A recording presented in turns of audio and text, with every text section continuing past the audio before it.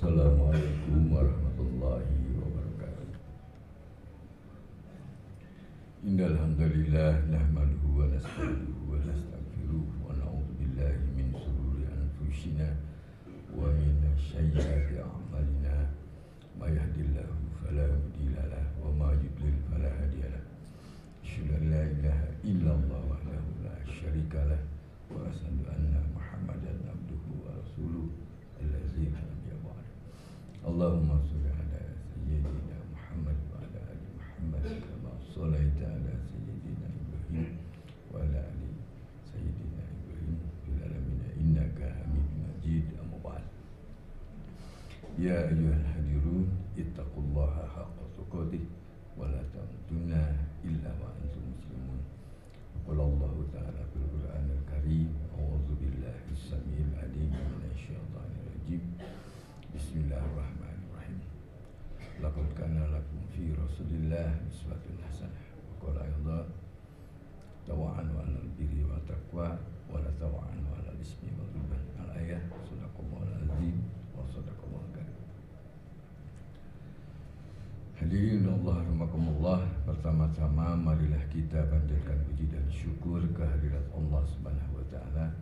Alhamdulillah pada hari yang mulia ini Sayyidul Ayyam kita masih diberi kesempatan oleh Allah untuk menghadiri undangannya. Mudah-mudahan niat kita, langkah kita, salat kita, zikir kita, wirid kita, infak sedekah kita dan tadarus kita pertama menjadi wasilah kifarat dosa-dosa kita minimal seminggu yang lalu, dan karenanya menjadi pemicu dan pemacu untuk kita semua untuk terus menerus semangat ta'alim muta'alim dalam rangka menggapai ridha Allah. Dan mudah-mudahan semangat kita ta'alim muta'alim itu menjadi wasilah kebaikan dunia akhirat, dan kita semakin mengenal Rasulullah Sallallahu Alaihi Wasallam sehingga berdampak perilaku kita, ibadah kita, baik yang mahdhah maupun ghair mahdhah, semakin baik dan berujung pada perilaku kita yang semakin baik mencontoh perilaku dan akhlak Rasulullah. Amin ya rabbal alamin. Salawat dan salam mudah-mudahan tetap tercurah limpah kepada junjungan kita semua, teladan kita semua, Nabiullah Muhammad sallallahu alaihi wasallam, kepada seluruh keluarganya yang mulia, para sahabatnya yang setia, para tabi'in, para tabi'in, para ulama yang saleh, yang mudah-mudahan kepada mereka dianugerahi kekuatan, kesabaran, ketawakalan, keikhlasan dan istiqomah dalam rangka illa kalimatillah, dalam rangka menegakkan dinul haq. Amin amin ya Allah ya rabbal alamin. Salat dan salam ini juga mudah-mudahan sampai kepada kita semua, wabil khusus hadirin rahimakumullah, karenanya kita juga berhak dianugerahi oleh Allah untuk mendapatkan kekuatan, kesabaran, ketawakalan, keikhlasan dan istiqomah, dan kita bermunajat di sisa hidup kita yang belum tentu lama. Mudah-mudahan akhir hidup kita berakhir dengan husnul khatimah. Amin amin ya Allah ya rabbal alamin. Salat dan salam ini juga mudah-mudahan dianugerahkan oleh Allah kepada anak cucu kita, sehingga mereka pun diberi kekuatan, kesabaran, ketawakalan, keikhlasan dan istiqomah sampai ajal menjemput mereka, bahkan sampai jagat raya ini berakhir. Amin amin ya Allah ya rabbal alamin. Hadirin rahimakumullah, Rasulullah bersabda, innama bu'istu liutami makarimal akhlak. Aku diciptakan oleh Allah terutama dalam rangka memperbaiki akhlak. Karena itu dua periode perjuangan Rasulullah tercinta kita itu lebih banyak, atau pada periode Mekah itu memperbaiki akhlak dan memperbaiki tauhid, kemudian memperbaiki akhlak. Sementara ketika tauhidnya sudah kuat, akhlaknya sudah bagus, maka periode Madinah selama 10 tahun itu dapat berjalan dengan sukses dengan gemilang. Jadi memang akhlak menjadi basic bagi manusia dapat melakukan kebaikan.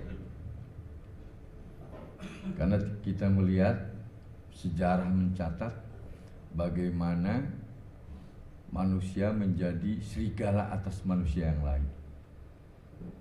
Bagaimana karena kerakusan atau greedy manusia yang menjadikan dunia tujuan utamanya sebagai terminal destinasinya, dia rela melakukan apapun untuk kepuasan dirinya dengan ukuran dunia.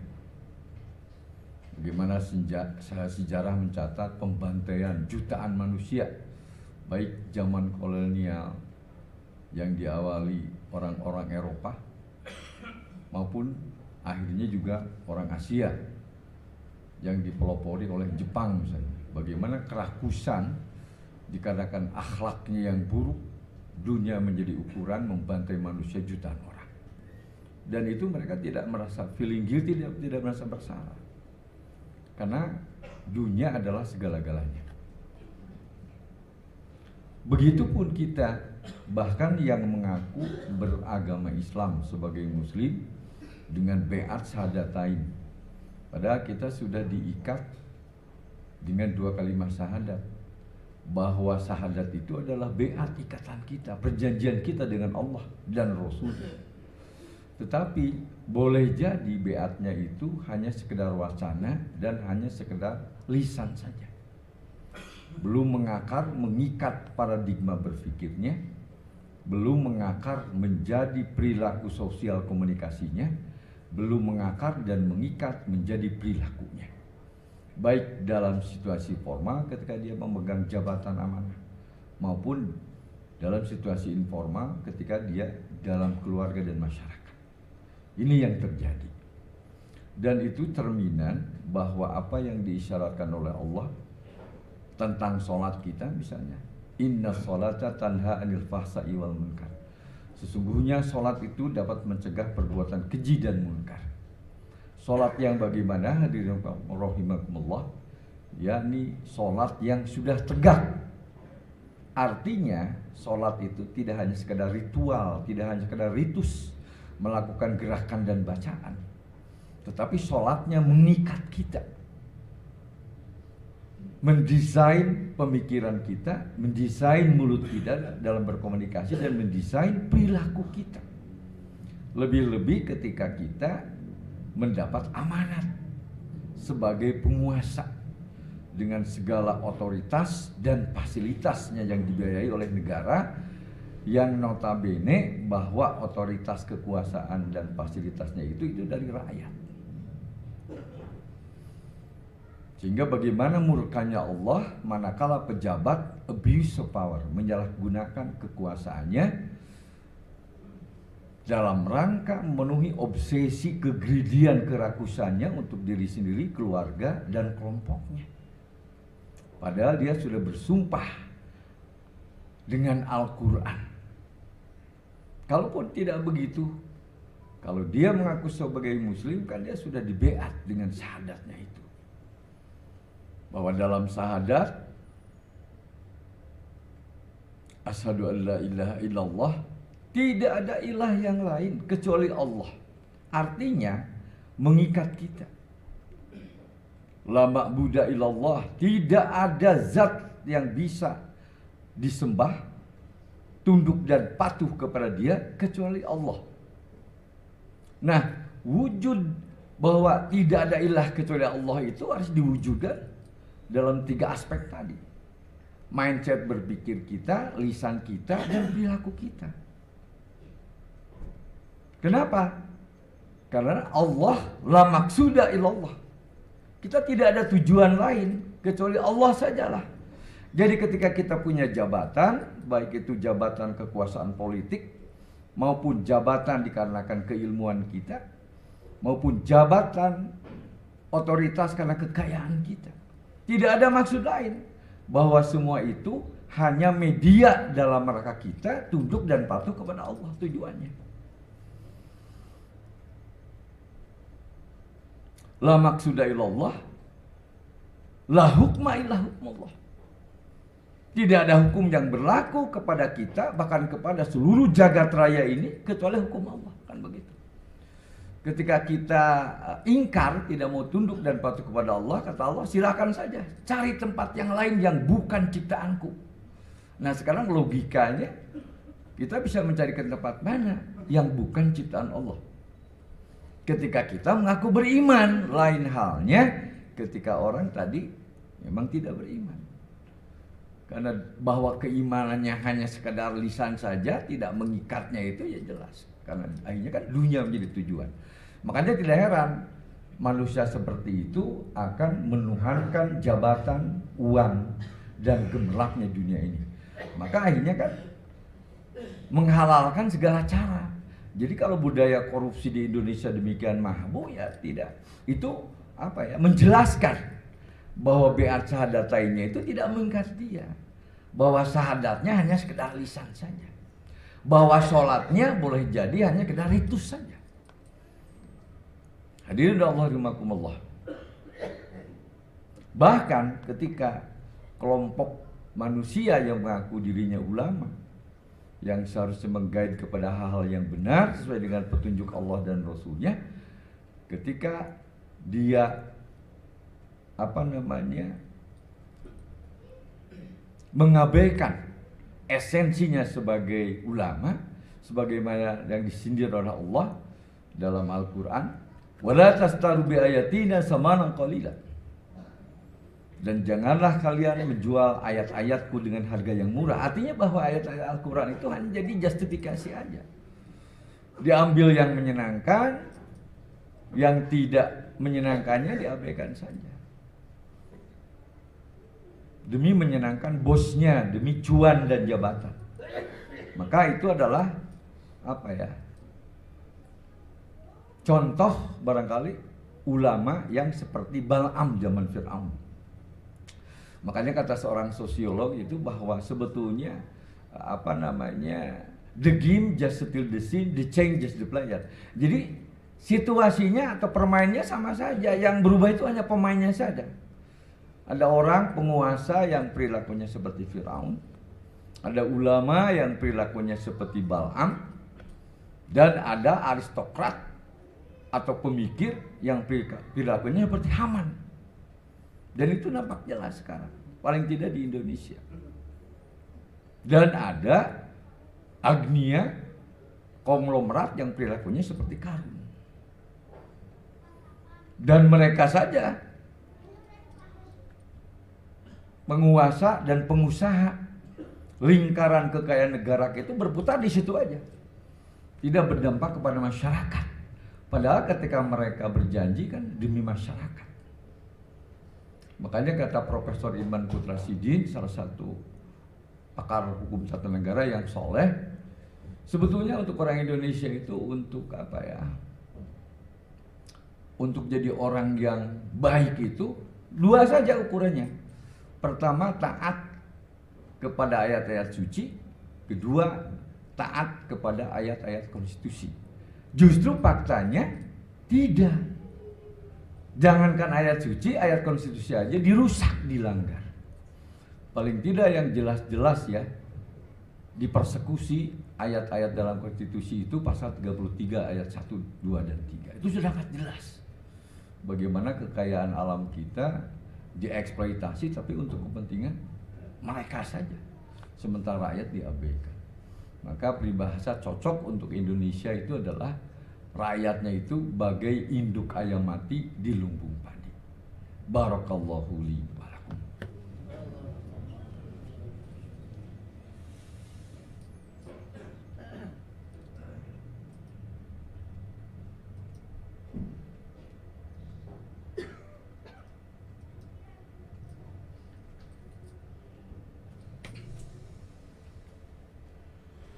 Alhamdulillahilladzi bi ni'matil iman wal islam ya a'lamu ni'am. Asyhadu an la ilaha illallah wahdahu la syarikalah wa asyhadu anna Muhammadan abduhu wa rasuluh allazi la nabiyya ba'dah. Allahumma shalli ala sayyidina Muhammad wa ala ali Muhammad kama shallaita ala sayyidina Ibrahim wa ala ali sayyidina Ibrahim fil alamin innaka Hamidum Majid. Amma ba'd. Hadirin Allah rahimakumullah, sebelum kita tutup dengan doa, mari kita merenung sesaat. Imam Al-Ghazali radhiyallahu anhu mengatakan merenung sesaat itu lebih baik daripada sholat semalaman. Tentang esensi hidup kita, tentang tugas kita yang kata Allah, wa ma khalaqtul jinna wal insa illa liya'budun. Allah tidak akan menciptakan jin dan manusia tetapi untuk tunduk dan patuh kepada Allah. Nah, ini mana realisasinya? Kita sudah diikat dengan syahadat, tetapi perilaku kita jauh dari esensi yang janji kita kepada Allah dan Rasulnya itu. Demi jabatan, demi kekayaan, demi kemegahan dunia, rela menghalalkan segala cara, bahkan mendistorsi nilai-nilai tauhidnya. Ini yang terjadi. Karena itu menggambarkan bagaimana misalnya dalam surat yang lain, surat Al-Maidah, potongannya adalah tawa'anu alal birri wa taqwa wa la tawa'anu alal ismi wal udwan. Tolong menolonglah kalian, mendukunglah kalian, mensupportlah kalian dalam kebaikan dan takwa. Artinya ini bisa dimaknai ketika kita mendukung calon pemimpin itu harusnya berdasarkan kebaikan dan takwa, bukan karena angpaunya, bukan karena digiringnya, bukan karena rekayasanya. Karena sudah terbukti ketika kita salah memilih pemimpin maka hancurlah. Dan sudah ketahuan paling tidak 11 tahun terakhir ini Indonesia rusak. Hampir semua tatanan, baik ideologi, politik, sosial, ekonomi, pertahanan dan keamanan, bahkan kerukunan agama juga rusak. Kita merasakan bagaimana ada pertentangan ya di antara, padahal barangkali untuk di Indonesia itu kan pengikut Sunni gitu ya, dengan imam mazhab 4, Imam Hanafi, Imam Hambali, Imam Maliki dan Imam Syafi'i, dan mereka itu antara guru dan murid. Tetapi ya karena masalah usoli, masalah tahlil, peringatan maulid Nabi dan sebagainya, justru itu. Tapi yang jelas-jelas ingkar dan bid'ah dari perintah Allah adalah perilaku sosial tadi. Pejabat yang abuse of power itu jelas-jelas bid'ah. Pejabat yang korupsi, pejabat yang merekayasa terorisme dan sebagainya, jelas itu bid'ah. Dan mengerikan dan berdampak kepada jutaan bahkan ratusan juta. Bahkan merusak tatanan alam dan sebagainya, jelas itu bid'ah. Bukan masalah usuli yang zahar atau syir, bukan masalah tahlil atau peringatan maulid Nabi, bukan itu. Mudah-mudahan melalui mimbar yang mulai ini kita bisa merenung dan kita kembali kepada jati diri sebagai muslim yang dibeat oleh Allah dengan 2 kalimat syahadat. Dan mudah-mudahan sholat kita itu tegak berdiri di tengah-tengah goncangan masyarakat dan rusaknya moralitas masyarakat, karena betul-betul menjadi budak dunia, menjadi budak jabatan, menjadi budak kekayaan, menjadi budak kemegahan dunia. Mudah-mudahan kita kembali ke jati diri sebagai muslim sejati dan kita bisa mendekatkan sholatnya sehingga betul-betul planet bumi ini menjadi media dalam rangka kita tunduk dan patuh kepada Allah. Allah menjadi tujuan kita, hukum Allah yang berlaku kepada kita. Mudah-mudahan dengan itu keberkahan dari langit dan dari bumi bisa digelontorkan, dicurahkan kepada bumi Indonesia khususnya dan masyarakat muslim dunia lainnya. Amin ya rabbal alamin. Untuk itu di tengah-tengah kepongahan kita, mari kita tundukkan.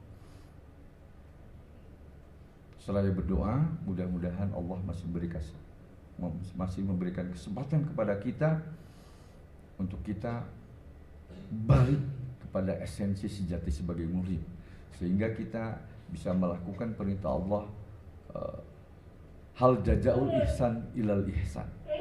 Ketika kita menanam kebaikan, pasti hasilnya adalah kebaikan. Mari kita berlomba-lomba melakukan kebaikan demi kemanusiaan, demi agama kita, demi anak cucu kita, demi negeri kita.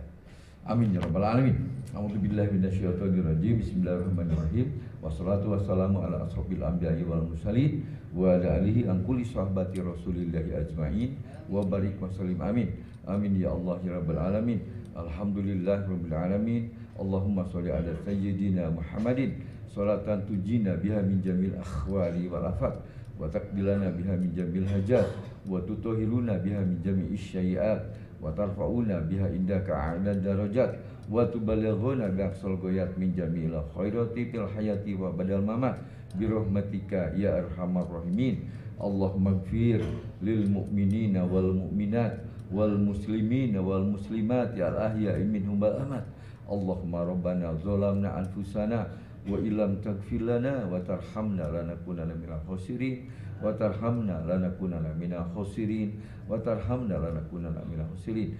Allahumma rizukna taufiqa ta'ah wa budal masyiyah wa silqaniyah wa irfanal hurmah wa akrimna bil huda wal istiqamah wa sadid asinatana bisawabi wal hikmah wa mla' qulubana bil ilmi wal ma'rifah wa tuhir butunana minal harami wa subha waqfub aydiyana anil zulmi wa syirkah. Rabbana la tujigh qulubana ba'da id hadaitana wa hab lana min ladunka rahmatan innaka antal wahhab.